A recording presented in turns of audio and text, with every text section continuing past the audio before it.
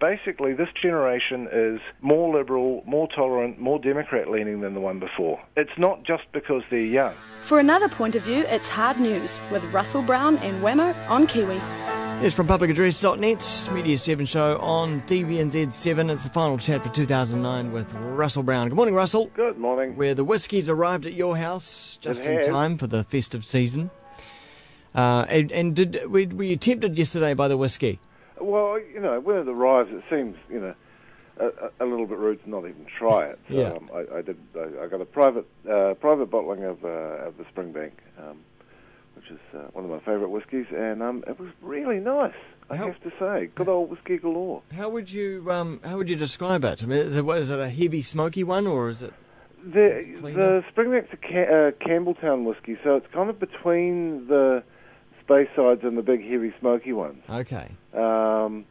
Still quite a stern, dry sort of whiskey. Yeah. But yeah, tons of taste going on. So that's nice. I like that sort of thing. Yeah, likewise actually. Well, it's been a heck of a year, a tough year. I guess you could say. I think a lot of people are looking forward to the break. What's your feeling on 09? A weird and slightly unnerving year. I mean, in economic terms, you have to say it's quite nice that New Zealand appears to have weathered the economic situation better than a lot of other countries, especially Britain. Good God, there's a story on the Guardian website this morning saying the British recession longest and deepest since the World War II. So there are places in the world where things are a lot tougher than they are here. Yeah. We almost seem to have sort of gotten through this one without it being, obviously, people have lost their jobs and that kind of thing, but we've gotten through it without it really knocking us off our stride. Although that hasn't solved our long-term economic problems, but so it hasn't been too bad a year in New Zealand. I think the way the year finished with the Copenhagen summit worried me. Yeah. Because at some point, I'm not sort of one of those people jumping up and down saying, "Oh, it's a disaster, we're all going to die," but I really hope they get some actual targets at the next round of negotiations in Mexico City next year, because we do actually have to do something about this. John Key saying yesterday that it was a long way to go for a bacon sandwich. I suppose so. The funny thing is actually that New Zealand got quite a lot of mileage. Our little ideas on changing the way forestry is assessed under any of these schemes actually got some purchase over there, and our idea for a global fund to work on curbing greenhouse gas emissions in agriculture has actually got buy-in from other countries. So, in a funny way, we had quite a good summit. Yeah. Well, so there are reasons to be optimistic. Yeah. The thing that worries me actually is the kind of organised and pervasive nature of the denial about what's going on. Yeah. And the hacked emails from CRU in Cambridge have given people ammunition, but it does look. It's all the same points, and it ignores several basic things that you should really be bearing in mind before you go, alleging a conspiracy to. Why? The main one being, why would anyone do that? Why would thousands of independently tenured scientists somehow collude to come up with something that's a real pain in the ass for everyone, basically? Yeah. And as we mentioned, I think a couple of weeks ago, it's just this need in the media for so-called balance. Yeah. But the balance is a little bit out of whack. Yeah, exactly. Yeah. And I had one of my favourite skeptic sites, Aurak Knows, on scienceblogs.com.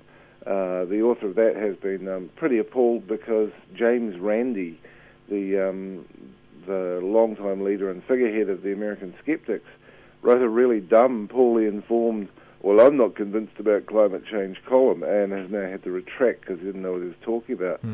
But it seems like it's not only in New Zealand where we have leading so-called skeptics not really being as skeptical as they should be. Yeah. Well, what about 2010 then? What are your predictions? What about politically here in New Zealand? I think the Super City is going to be, Auckland Super City is going to continue to be politically controversial, and at least some of that's down to Rodney Hyde. Yeah. The way he's doing things, I mean, this latest thing, he won't define what the community boards can do. That's the whole idea of the government actually legislating for the Super City, is to actually define the powers of these boards. And if he just thinks he can walk away and leave it, then that's going to be chaos. Yeah, yeah. And Matt McCartan also had a fascinating and unnerving column about the way that the voting entitlements could work in the Super City. He raised a scenario where it may be that property owners get to vote twice. And I'm not convinced that's actually how it's going to work out. But again, it's this big uncertainty about how the whole thing's going to work next year. But and would that mean renters? Yeah, and one vote. Renters will still get a vote as as citizens and people on the electoral roll. But it appears that we may be going back to the great 19th century practice of landowners being more equal than others. Wow, that's extraordinary. Yeah, like I say, I can't quite work out what the truth of that is, but it's not encouraging. Yeah. One very positive piece of news that came out yesterday in the music industry in New Zealand was the release of the Flying Nun catalogue back to Roger Shepherd. Yes, yeah. And I actually saw Roger last night at the Lawrence Arabia show and talked to him afterwards. He was a bit annoyed at the way that Warner's corporate had done it in the States. Basically, as soon as the deal was done, they just put out a press release. So no one got to make a proper announcement here, which is a bit of a bugger. Although he did say that the people he's been dealing with at Warner in New Zealand who made it happen, he had nothing but praise for them. But it's just unfortunate when the American parent company, we got that catalogue off the books. We'll just put out a press release. Did it mean that Roger had to buy the catalogue? Yes, he did. Yeah, and I have no idea how much money would have changed hands.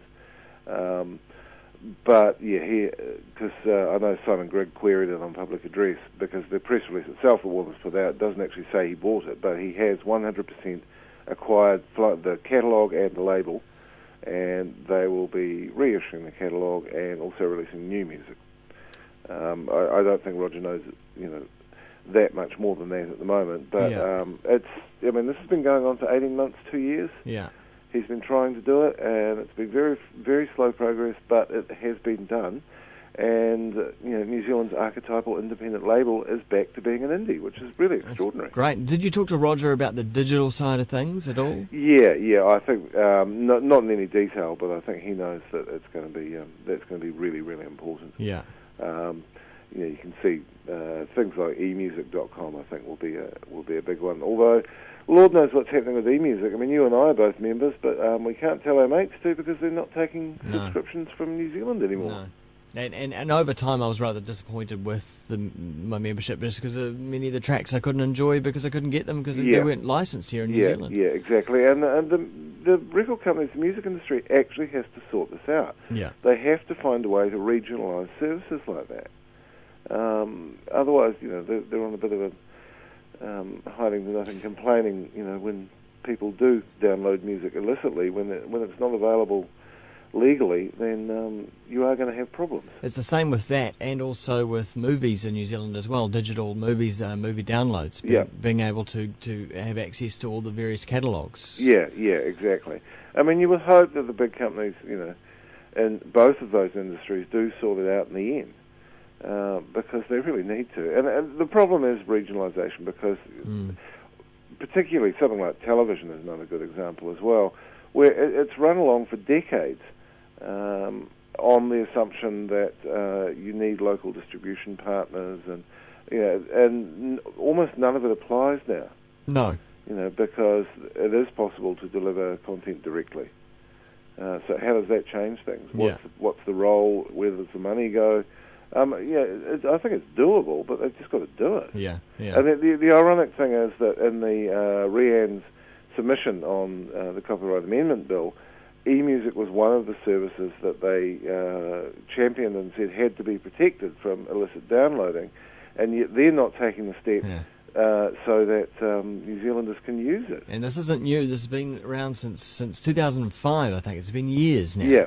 Yeah, exactly. It's been a problem for a long time. Well, let's hope 2010 brings a brighter digital future for us all. Indeed, I'm sure it will. Always does. Well, have yourself a very festive season, holiday time. Yes, and you too. And Merry Christmas to the listeners. Yeah, we'll talk to you in the new year. Righto. Cheers. Yeah. Russell Brown at publicaddress.net and the Media 7 show on TVNZ 7.